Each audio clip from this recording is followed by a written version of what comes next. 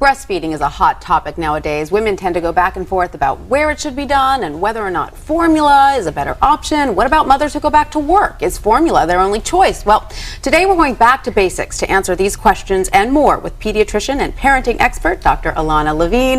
Alanna, it's so great to have you back on the show. Thanks, Tanya. This is one of my favorite topics, being both a working mom and a mom who pumped at work. This is very important. But first, let's talk a little bit about the debate between formula and breastfeeding. Right. Well, my role as a pediatrician is to make sure that my moms are educated about the clear benefits of breastfeeding, but then to support whatever choice they make, whether it's to exclusively breastfeed and use formula in combination, or formula alone. That being said, there are some clear benefits, correct, to both the baby and the mother to Absolutely.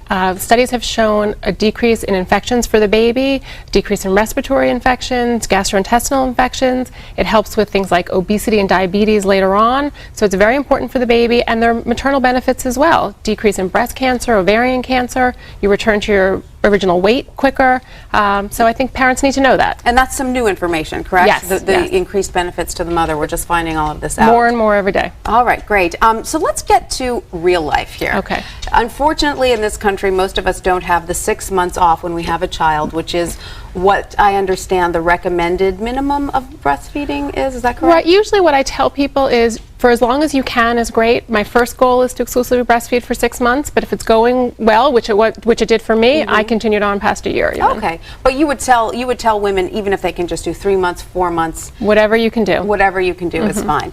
That being said, still most women have to go back to work at about 12 weeks, 13 weeks. Right. So you've brought with you a variety of objects that can help with the process of pumping at work, correct? Right. Exactly. Tell us a little bit about it. So the first thing you need is a good breast pump. This one, the Freestyle by Medela, is tiny. It clips onto your belt. It has a whole hands-free system. So if you're needing to take a conference call or type on your computer at the same time, it's great for those multitasking working moms. I just have a question. How does it suction on and you don't need to be holding up? Well, it has straps that'll hold it, or you could use something like this Easy Expressions bustier that has little holes cut out, and that keeps the suction cups in place. So your hands are literally free. Hands are free. Unbelievable. This did not exist when I was going back to work. This was my lifesaver. Yes, and this would have changed my life. All right.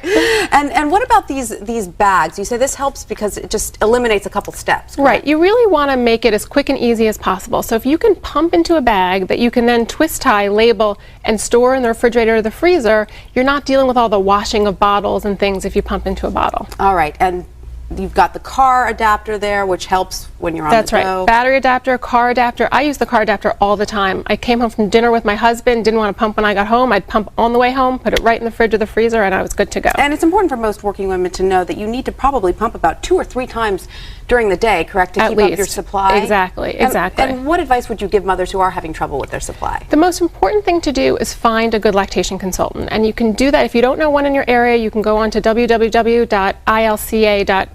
and you can find a good lactation consultant.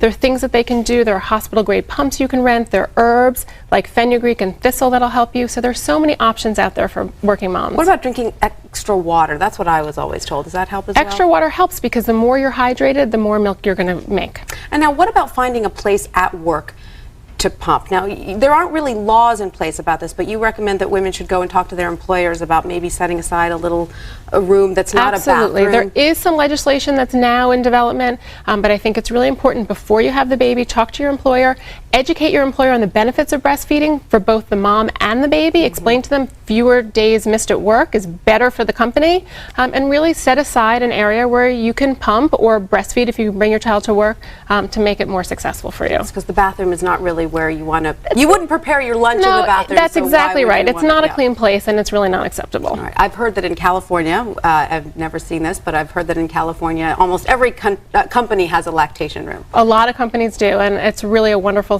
message that we give to moms that we're supporting them. Hopefully other states will catch up with them in that regard. All right, Dr. Alanna Levine, thank you so much. And you can get more health and wellness information that's good to know by visiting our health page at abcnews.com.